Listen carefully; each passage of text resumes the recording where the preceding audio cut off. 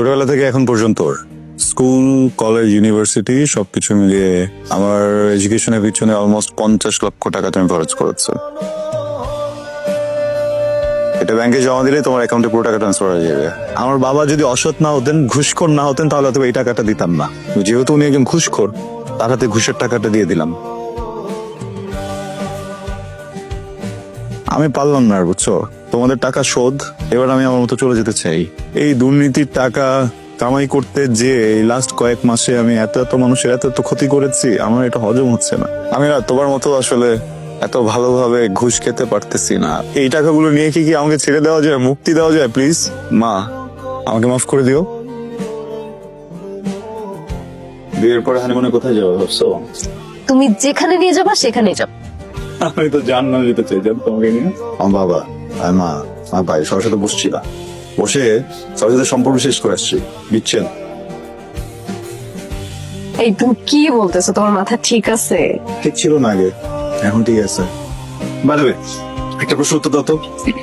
তোমাকে তো আদার দেই, তাই না? মানে টাকা পয়সা তো দেই, বাকি টাকা গুলো কেন কেন? কি বলতেছো জান? কিসের ব্যাকআপ, কিসের কি?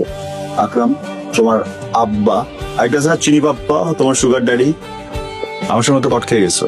আমি তো বুঝে গেছি তুমি তো মেয়ে না, তুমি তো একটা জেলে বর্ষি নিয়ে নামছো বড় বড় মাছ ধরতে। আমি একটা মাছ, আকরাম একটা মাছ, ড্যাডি একটা মাছ, আরো দুটা মাছ আছে যারা রাতের বেলা সে পিৎজা খাওয়ায়। রাতের কি কি খাওয়ায় তোমাকে? হ্যাঁ, কি কি খাওয়ায় রাতে জান? এত সস্তা পিৎজার জন্য দাও? হ্যাঁ, আমাদের বিষয়টা না বুঝলাম, এটা স্ট্যান্ডার্ড আছে। পিৎজার জন্য দিয়ে দাও, পাস্তার জন্য দাও, ফ্রাইড চিকেনের জন্য দাও, আর কি কি দাও?